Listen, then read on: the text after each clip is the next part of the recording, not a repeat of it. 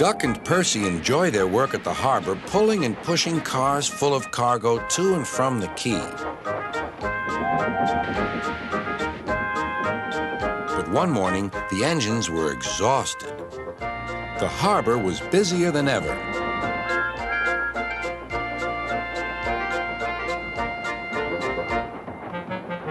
Sir Topham Hatt promised that another engine would be found to help them. "Huh, it's about time," said Percy. "I ache so much I can hardly get my wheels to move," agreed Duck. They waited for the engine to arrive. It came as a shock when he did. "Good morning," squirmed Diesel in his oily voice. The two engines had not worked with Diesel for a long time. "What are you doing here?" gasped Duck. "Your worthy Sir Topham Hatt sent me.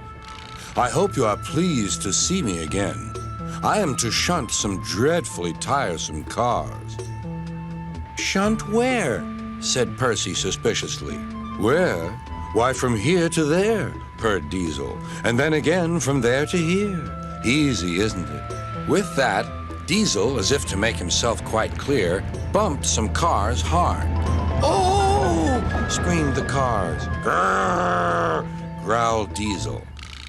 Percy and Duck were horrified. They did not trust Diesel at all. They refused to work and would not leave their shed. Sir Topham Hatt was enjoying his tea and iced bun when the telephone rang. "So there's trouble in the harbor yard? I'll be there right away." Diesel was working loudly and alone. Cargo lay on the quay. Ships and passengers were delayed. Everyone was complaining about Sir Topham Hatt's railway. Percy and Duck were sulking in their shed. "What's all this?" demanded Sir Topham Hatt. "We're on strike, sir," said Percy nervously. "Yes," added Duck. "Beg pardon, sir, but we won't work with Diesel, sir." "You said you sent him packing, sir."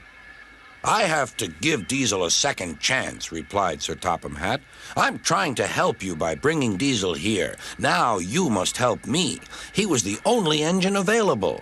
Percy and Duck went sadly back to work. Next morning, things were no better. Diesel's driver had not put his brakes on properly, and Diesel started to move. He went bump straight into Percy. "Wake up there, Percy," scowled Diesel. "You have work to do." He didn't even say he was sorry to Percy. Later, Diesel bumped the cars so hard that the loads went everywhere. "What will Sir Topham Hatt say?" gasped Percy. "He won't like it," said Duck. "So who's going to tell him, I wonder? Two goody-goody tattletales like you, I suppose?" Percy and Duck did not want to be tattletales, so they said nothing. Diesel, thinking he could get away with his bad behavior, was ruder than ever. Next day, he was shunting freight cars full of china clay. He banged the cars hard into the buffers, but the buffers weren't secure. The silly cars were sunk. Sir Topham Hatt heard the news. The cars were hoisted safely from the sea, but the clay was lost. Sir Topham Hatt spoke severely to Diesel. "The harbor master has told me everything. Things worked much better here before you arrived.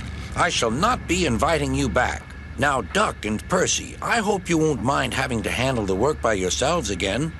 "Oh, no, sir. Yes, please, sir," replied the engines. Whistling cheerfully, they puffed back to work, while Diesel sulked slowly away.